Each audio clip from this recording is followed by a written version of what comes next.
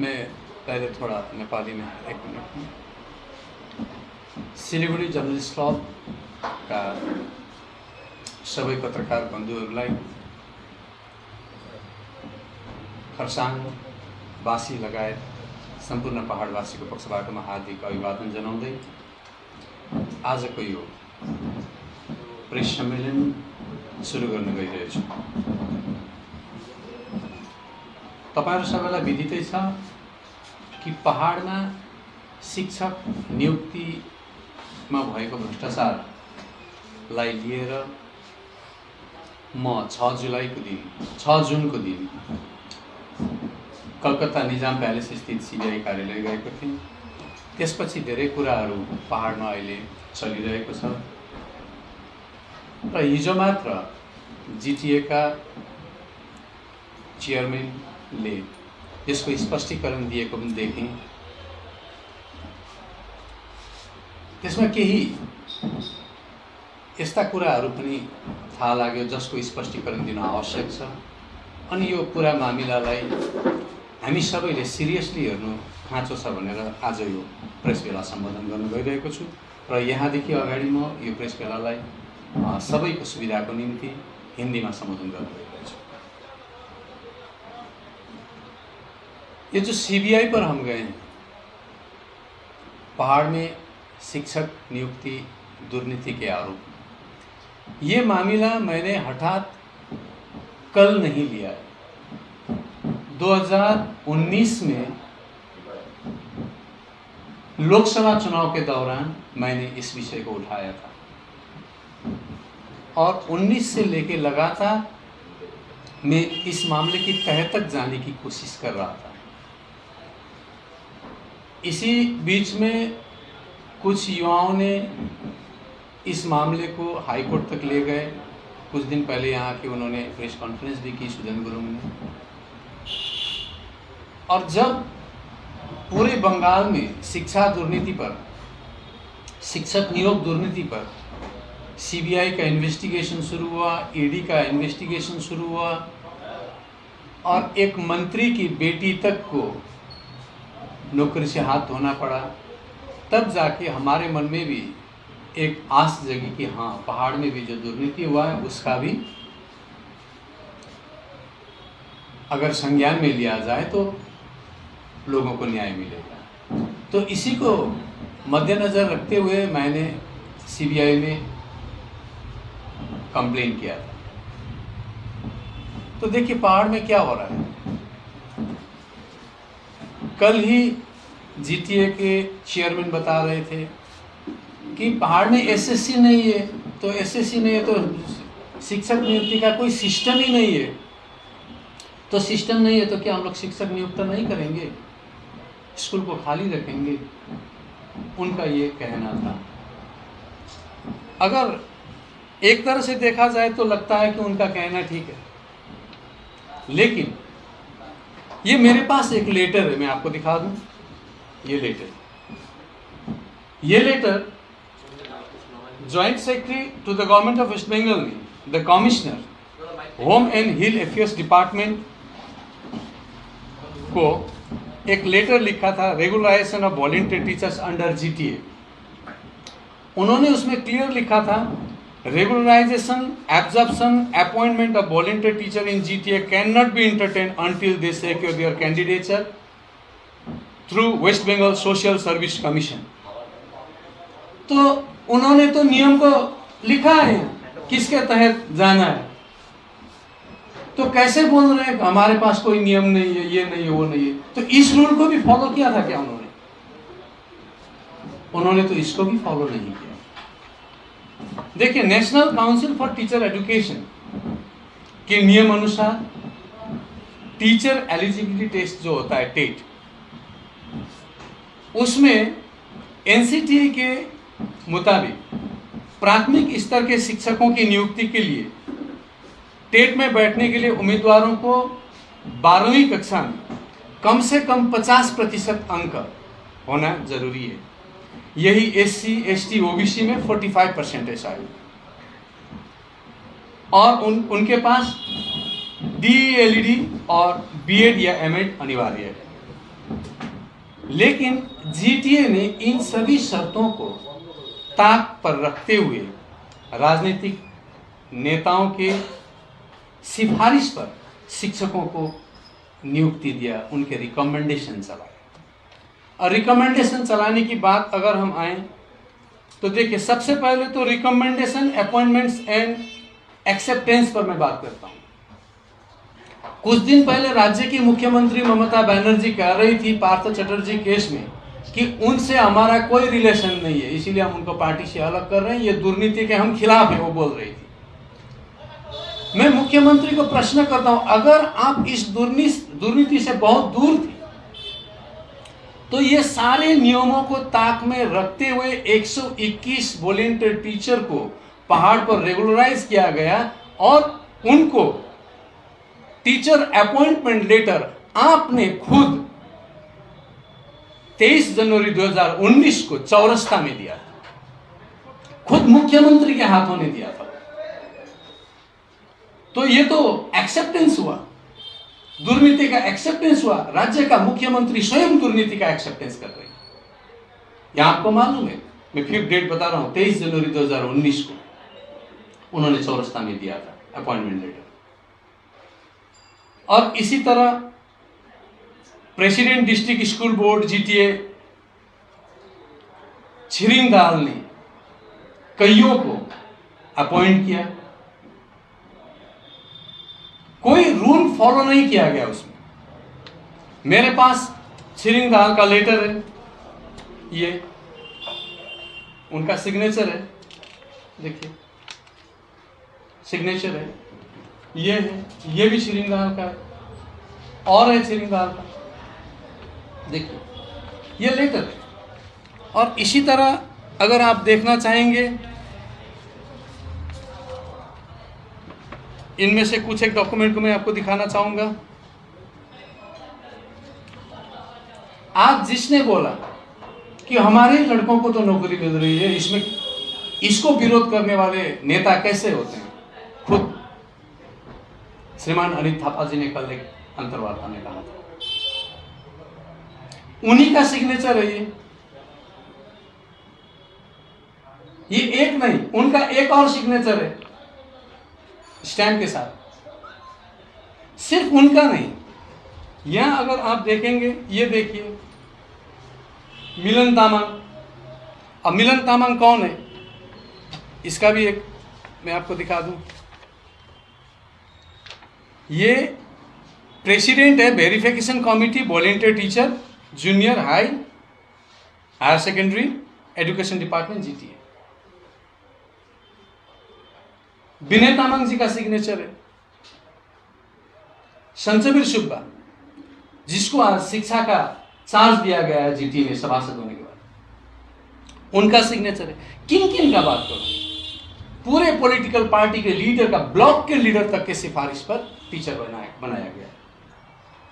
मैं किसी के नौकरी के खिलाफ में नहीं हूं। अगर कोई योग्य है उनको सही तरीके से आना चाहिए, बैकडोर से नहीं आना चाहिए। मैं किसी के खिलाफ नहीं हूं, नियम संगत आना चाहिए। कई है माध्यमिक में 4 बार फेल और बाहर से एग्जाम देके पास किया, फिर टीचर हुआ। 12वीं में फेल 3 बार, एग्जाम दिया। इस तरह किस किस का नाम लूं, ये सारे डॉक्यूमेंट्स को आप स्कैन कर सकते हैं, देख सकते हैं। तो देखिए 30 जुलाई 2010 सचिव शिक्षा विभाग ने आदेश जारी किया था कि डीजीएससी के शिक्षा विभाग के लिखित सहमति के बिना स्कूल के स्कूल प्रबंधन समिति कोई भी वॉलंटियर टीचर को नियुक्त नहीं करे। लेकिन हुआ है, उनके ही अपने सर्कुलर, उनके ही अपने नोटिस के खिलाफ काम हुआ है। 25 जनवरी 2018 एग्जीक्यूटिव डायरेक्टर शिक्षा विभाग ने प्रधान अध्यापक, प्रधानाचार्य को सभी को सख्त निर्देश दिया था, आदेश दिया था कि स्कूलों में स्वयंसेवी शिक्षक वॉलंटियर टीचर अपॉइंट ना करें। कब किया था? 18 में। उसके बाद हुआ है। ये सारी सिग्नेचर जो मैंने अभी दिखाया आपको, उसके बाद का सिग्नेचर है। जो लिस्ट है मेरे पास, ये पूरा लाल फाइल, इसके अंदर पूरा पन्ना इसी तरह सिफारिश किया गया पन्ना है। 8 मार्च 2019 कॉम्पिटेंट अथॉरिटी के अनुमोदन पर राज्य सरकार ने डीआई द्वारा सूचित उच्च माध्यमिक विद्यालय के 59, माध्यमिक और उच्च माध्यमिक विद्यालय के 313 स्वयंसेवी शिक्षकों को नियमित करने का निर्णय लिया। अपने ही आदेश के खिलाफ कैसे निर्णय लिया? और जीटीए को एजुकेशन अगर हस्तांतरित किया गया था तो विकास भवन से इसका निर्देश क्यों दिया गया? इसका मतलब जीटीए में जो धांधली हुआ है, जो भ्रष्टाचार हुआ, उसका सीधा सीधा कनेक्शन विकास भवन के साथ है। इसीलिए मैं इसके ऊपर इंक्वायरी चाहता हूं। पूरे बंगाल में इंक्वायरी हो रही तो जीटीए में क्यों नहीं होगी? अगर आप नेता लोग कोई भी दूध के धुले हुए हैं तो आपको इस इंक्वायरी से आपत्ति नहीं होनी चाहिए। आप खुद वेलकम करना चाहिए इंक्वायरी। अगर आप विरोध कर रहे हैं, कल मैं स्टेटमेंट देख रहा था एक जिम्मेदार पद से, अगर आप विरोध कर रहे हैं तो इसका मतलब आपका हाथ भी उसमें डूबा हुआ है, यह प्रमाणित कर रहा है। और कल अनिल थापा जी को तो मैं धन्यवाद भी देना चाहूंगा, अंतर्मन से धन्यवाद देना चाहूंगा अनिल जी को। कल उन्होंने जो अंतर्वार्ता दिया, उस अंतर्वार्ता में उन्होंने स्वीकार किया है कि जीटीए में पद्धति के तहत शिक्षकों का नियुक्ति नहीं हुआ है। अब उनकी स्वीकारोक्ति के देखते हुए भी जीटीए क्षेत्र में जांच होनी चाहिए, क्योंकि उन्होंने स्वीकार किया है इस बात को। और 10 मार्च 2022 circuit bench of Calcutta high court Jalpaiguri ने MAT 22 of 2019 with IN number CAN 2 of 2019 मामला पर इसी विषय पर गंभीरता को देखते हुए जीटीए एरिया में पश्चिम बंगाल प्राइमरी एजुकेशन और जीटीए को वॉलंटियर टीचर रेगुलर करने में से सख्त मना किया है। यह ऑर्डर न्यायमूर्ति हरीश टंडन और न्यायमूर्ति रविन्द्रनाथ सामंत के खंडपीठ ने दिया था। इससे भी पता चलता है कि वहां हो रहा था, दुर्नीति हो रहा था। ये जज का लिखा हुआ है, मेरा लिखा हुआ नहीं है। तो देखिए, despite all the government circulars, court orders and the mandate of the constitution bench of Supreme Court, GTA क्षेत्र के स्कूलों में वॉलंटियर टीचर का नियुक्ति होता रहा और उन्होंने सभी नियमों को ताक में रखकर उनको रेगुलर अपॉइंटमेंट भी दिया। हम इसी का इंक्वायरी चाहते हैं।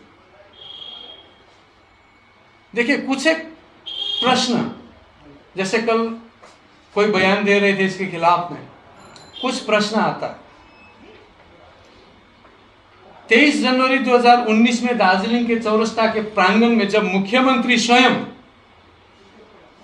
ममता बनर्जी ने सभी नियम कायदों के विपरीत 121 स्वयंसेवी शिक्षकों को नियुक्ति पत्र दिए, 121 को दिए, लेकिन उस दिन मंच पर 4 को बुलाया गया था, जिनमें अधिकतर झूठे अभ्यर्थी थे। झूठे अभ्यर्थी, इसका मतलब क्या होता है? जो मकाऊ में है, विदेश में है, उसका यहां अपॉइंटमेंट हो गया, अपॉइंटमेंट के बाद यहां पहुंचा वॉलंटियर। जो किसी और जगह पर नौकरी करता है, उसका रिकॉर्ड है हमारे पास, राज्य से बाहर, उसका अपॉइंटमेंट लेटर हो गया यहां। इस तरह के कितना एग्जाम्पल चाहिए? एक बार इंक्वायरी हो जाए, ये एक कोयला खदान की तरह है। खदान से एक एक कोयला के टुकड़े को, काले टुकड़े को निकालकर हम बाहर रखेंगे। सारा रिकॉर्ड हमारे पास है। तो जो 121 टीचरों को मुख्यमंत्री ने अपॉइंटमेंट दिया, क्या यह भ्रष्टाचार नहीं है? झूठे अभ्यर्थियों को देना। शिक्षा का अधिकार अधिनियम 2009 एनसीटी मानदंड प्राथमिक, उच्च प्राथमिक और हाई स्कूल के लिए शिक्षकों की नियुक्ति के लिए सरकारी नियमों के अनुसार सही तरीके से शिक्षकों की नियुक्ति की प्रक्रिया क्या है? तब तो जीटीए में क्या लागू होना चाहिए? आज आप बता रहे हैं, अनित थापा जी को मैं प्रश्न करता हूं, आप बता रहे हैं कि यह कोई सिस्टम ही नहीं है। ये सिस्टम नहीं है बोल के तो हम लोगों ने जीटीए को नकार दिया था। उसको कलकत्ता से पकड़ कर लेके आने वाले आप हैं। अगर यह सिस्टम नहीं था, जीटीए इतना कमजोर था, तो उस जीटीए को आपने एक्सेप्ट क्यों किया? मैं पूरे पहाड़ की जनता की तरफ से आपको यह प्रश्न करता हूं, आपने उसको एक्सेप्ट क्यों किया? कहा था उस वक्त कि जीटीए में ये नहीं है, वो नहीं है, राज्य से ये नहीं दिया गया, ये पावर नहीं दिया गया, कर्टेल हो रहा है। उसके विरोध में आंदोलन हुआ और उस आंदोलन को दबाने वाले में से एक आप थे। और आज आप ही बोल रहे हो जीटीए में सब कुछ नहीं है। तो इंक्वायरी आपके घर से शुरू होना चाहिए, इसका मतलब मैं ये समझता हूं। और कानून के अनुसार प्राथमिक विद्यालय में शिक्षक होने के लिए क्या वॉलंटियर होना जरूरी है, मानदंड है? तो 2010 का नोटिफिकेशन का क्या मतलब होगा? फिर जवाब चाहिए। जो कल जवाब दे रहे थे उनको ये जवाब देना होगा। वर्तमान समय की मांग है कि गुणवत्तापूर्ण शिक्षा, साथ साथ शिक्षा क्षेत्र में विकास। क्या दशकों पहले की स्वयंसेवी व्यवस्था से बच्चों को वर्तमान समय की मांग के अनुरूप स्कूलों में पढ़ाना संभव है? आज आप देखिए, कई जगह पैसा लेकर नियुक्ति हो रहा है, कई जगह राजनीतिक कारण से अपने लड़के जो झंडा पकड़ता था पार्टी में उनको नौकरी दिया जा रहा है। इसी तरह आप पॉलिटिकल कैडर को नौकरी देते जाएंगे तो उस स्कूल से कल शिक्षार्थी पैदा नहीं होगा, उस स्कूल से पॉलिटिकल कैडर पैदा होगा। हम इस चीज को रोकना चाहते हैं, एक सोसाइटी को अच्छा बनाना चाहते हैं। और शिक्षक बनने में रिश्वत जरूरी है। अगर आप कहेंगे रिश्वत नहीं लिया है तो ईडी का जांच करवाइए, खुद मांगिए, सीबीआई मांगिए। अगर इसमें पैसा का लेन देन नहीं हुआ है तो हम बता देंगे जिसके पास कुछ नहीं था उन्होंने कहां कहां जमीन खरीदा, कहां घर बनाया, कहां बिल्डिंग बनाया। जो टीचर अपॉइंटमेंट के राह पर लगे हुए थे उन लोगों का लिस्ट हम देंगे। फिर एक बार इंक्वायरी करवाइए, आपत्ति क्या है इसमें? तो इन सब बातों के चलते कई सारा डॉक्यूमेंट सारा दिखाऊंगा तो देखिए मीडिया में ये बहुत लंबा एक चौड़ा फेहरिस्त हो गया, धारावाहिक न्यूज होना पड़ेगा। ये जिस दिन जांच होगा ये सारे डॉक्यूमेंट वहां दिया जाएगा। और बंगाल पुलिस ने तो इसको आज तक कभी इन्वेस्टिगेशन किया ही नहीं, कभी नहीं किया। आंखों तले ये सब होता गया, कभी कोई इस मामले पर आगे नहीं आया प्रशासन। इसीलिए हमारा भरोसा अब सिर्फ और सिर्फ इंडिपेंडेंट इंक्वायरी पर, सीबीआई पर, ईडी पर है। क्योंकि ये घोटाला, ये दुर्नीति आज से नहीं है, एक लंबा समय गुजर चुका है इससे। तो हम आज आप मीडिया के माध्यम से दो चार मुद्दे को रखना चाहते हैं। वो ये है कि हम चाहते हैं जीटीए क्षेत्र के सभी नियुक्ति प्रक्रिया का सीबीआई जांच हो। यह प्रकरण में बहुत बड़ी धनराशि की लेन देन का सवाल भी उठ रहा है। तो इसीलिए इस पूरी प्रक्रिया में लेन देन को लेकर ईडी का भी, इन्फोर्समेंट डायरेक्टोरेट का भी जांच हो, यह हम चाहते हैं। और सिर्फ बंगाल के बाकी हिस्सों पर ही नहीं, पहाड़ में भी शिक्षा व्यवस्था साफ सुथरी और स्तरीय बने। हमारा इस मकसद पर सभी का साथ हो, क्योंकि आने वाले जो भविष्य है, जो बच्चे हैं, हम उनके लिए, उनके अच्छाई के लिए काम करना चाहते हैं। तो इसीलिए सबको, जो भी मीडिया के तहत हमें देख रहे हैं, सबको मैं आग्रह करता हूं कि इस मामले में हम सबको आगे आना चाहिए। तो ये मैं एक कॉन्फ्रेंस की तौर पर अपनी बातें ख़त्म कर रहा हूं। इसमें कुछ एक चीज़ें मैं आपको दिखा रहा हूं। जैसे कुछ एक ऑर्डर है, उन्होंने इन सारे ऑर्डरों को ताक पर रखकर काम किया है। और ये भी ऑर्डर है। इसमें एक ऑर्डर मैं आपको दिखा, जैसे कोर्ट का ऑर्डर है। अब ये देखिए, ये स्कूल का रिकमेंडेशन पार्टी के प्रेसिडेंट टीचर को रिकमेंड कर रहा है। और ये सबसे बड़ा डॉक्यूमेंट है। ये डॉक्यूमेंट विकास भवन से आया हुआ है। कहाँ? जीटीए में। क्या डॉक्यूमेंट है? इसमें 59 वॉलंटियर टीचर और 313 को रेगुलराइज किया गया है। अगर जीटीए में शिक्षा हस्तांतरित हुआ था, एसएससी इसी के लिए जीटीए से नहीं है, कोई व्यवस्था नहीं है, तो विकास भवन से ये लेटर क्यों आया? जब विकास भवन से लेटर आया और यहां पर दुर्नीति के तहत शिक्षक नियुक्त हुए, तो इस पर बंगाल में जिस तरह जिस कोर्ट के आदेश पर जांच हो रहा है, उसी आदेश के तहत इसका भी जांच होना चाहिए। हम यही मांगते हैं। ये सबसे बड़ा लेटर है। ऐसे कई सारे डॉक्यूमेंट है नियुक्ति के, कई सारे। आप लोग इसको ले सकते हैं, अगर स्टोरी बनाना चाहेंगे तो कई सारे डॉक्यूमेंट है। ये सिर्फ एक नहीं, दुर्नीति के कई मामले हैं। मैं आज सिर्फ शिक्षा के मामले पर बोल रहा हूँ। घर बनाने के मामले पर भी काफ़ी बड़ा धांधली हुआ है। मैंने मेरिक थाना में एफआईआर किया है। एफआईआर करने के बाद अभी डुअर्स से भी उन्हीं लोगों का ठगा हुआ आदमी मुझे फ़ोन कर रहे हैं, मुझे डिटेल्स दे रहे हैं। कालिम्पोंग से, दार्जिलिंग से बहुत बड़ा स्कैम निकल के आ रहा है।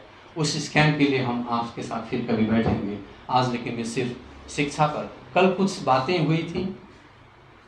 कल जीटीए चेयरमैन ने मेरे ऊपर एक प्रश्न किया था कि हमारे भाइयों को नौकरी मिला था, उनके नौकरी पर उंगली उठाने वाले नेता कैसे होते हैं। उन्होंने पूछा था, नेता ऐसा ही होता है जो एक साफ सुथरा शिक्षा व्यवस्था बनाना चाहता है, वो मैं ही हूँ।